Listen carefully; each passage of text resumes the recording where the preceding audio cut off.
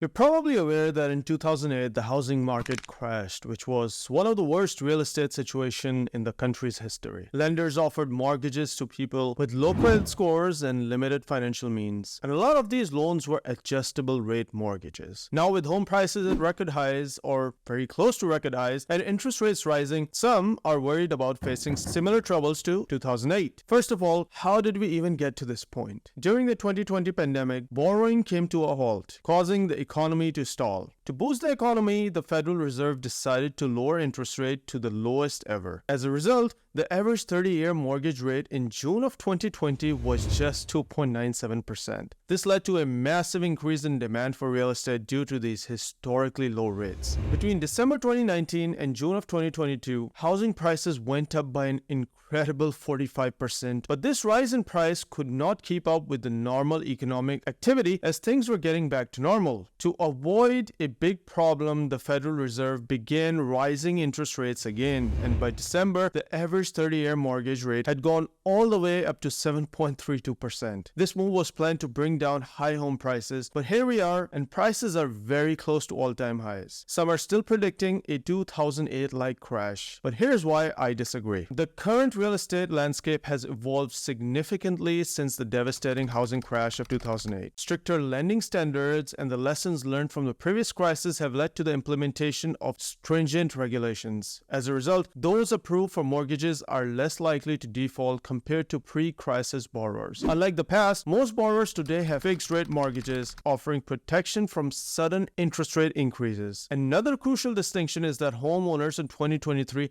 have equity in their homes, providing a buffer against economic downturn. In contrast, during the 2008 crisis, a significant number of homeowners were underwater, which means they owned more on their home mortgages than their homes were worth. And currently, nearly half of mortgaged homes in the US are considered equity rich. So these positive trends, such as increased equity and fixed rate mortgages, indicate a stronger housing compared to the problems observed during the 2008 housing crisis. But let's discuss this in more detail. The aftermath of 2008 housing crisis demanded changes in lending landscape. Lenders became more cautious, requiring higher down payments and verifying borrowers' income more thoroughly. And as a result, home buyers today are putting down more money when purchasing homes, leading to an increase in home equity. This serves as a safety net in case of economic downturns or job losses, reducing the risk of a default and foreclosures. Then, the shift towards fixed-rate mortgages has been significant. Unlike the pre-crisis era when adjustable rate mortgages or ARMs were popular, most borrowers now opt for fixed-rate mortgages. This shift provides borrowers with stability, protecting them from sudden interest rate hikes that could lead to unaffordable mortgage payments. Some might argue that fixed-rate mortgages have downsides as well, especially in an environment of rising interest rates, because we are expecting interest rates to drop in the future, and with adjustable rate mortgages, you would be paying less if interest rates were to come down. Plus, homeowners that are locking in higher fixed-rate mortgages face affordability challenges if interest rates continue to climb. But nonetheless, the overall prevalence of fixed-rate mortgages has contributed to a more stable and predictable housing market in 2023 and in the past decade as a whole. The US housing market in 2023 faces a serious supply problem driven by several factors. First, there are fewer homes available for sale, leading to a tighter housing inventory. Homeowners who bought houses at low mortgage rates in the recent years are choosing to stay put for longer, contributing to the shortage. People, especially those sitting on 2.5 to 4% interest rate mortgages, are not selling. This housing lock situation has implications for the overall housing market, with fewer existing homes hitting the market for potential buyers. Additionally, demographic trends such as longer life expectancies have led to older generations to stay in their homes instead of downsizing or selling, further limiting the housing supply. This generational trend, often referred to as aging in place, is putting additional strain on the housing inventory, particularly for starter homes. Moreover, the construction of new homes has slowed down, exacerbating the housing shortage. Various factors, including labor shortages, rising construction costs, and limited available land, have hindered the pace of new home construction. And this shortage is expected to be a long-term issue, exerting continuous pressure on the housing market for years to come. To address the housing supply issue, policymakers and local government need to focus on initiatives that promote new construction, encourage housing development in areas with high demand, and offer incentives for for homeowners to sell their properties when appropriate. While there have been slight decreases in prices, and I think there will be more decreases, it does not suggest a crash in the real estate market. Bidding wars have returned, and the number of available homes remain low due to the supply and demand imbalance. As a result, the housing prices are expected to keep rising until 2024, which is good news for sellers, but a challenge for first-time buyers hoping to become homeowners. While home prices are expected to go down in the coming months, there's a shortage of new home construction that may continue for a while. The limited housing supply inventory could cause prices to spike again if demand increases, making homes unaffordable for many. Some buyers are opting to look for more affordable homes outside of big cities, while others might need to adjust their budgets or compromise on certain features. For those who are not ready to buy just yet, focus on building savings, improving credit scores, and researching suitable neighborhoods for the future. Instead of trying to time the market or predict mortgage rates, it's better to take the long-term approach and consider current and future housing needs. So, is the housing market going to crash? The answer is a definite no. Understand that the 2008 crash happened because of predatory lending that targeted people who could not afford to buy or keep a home, not because of increased affordability. With the protections in place right now, a similar housing crash is highly unlikely.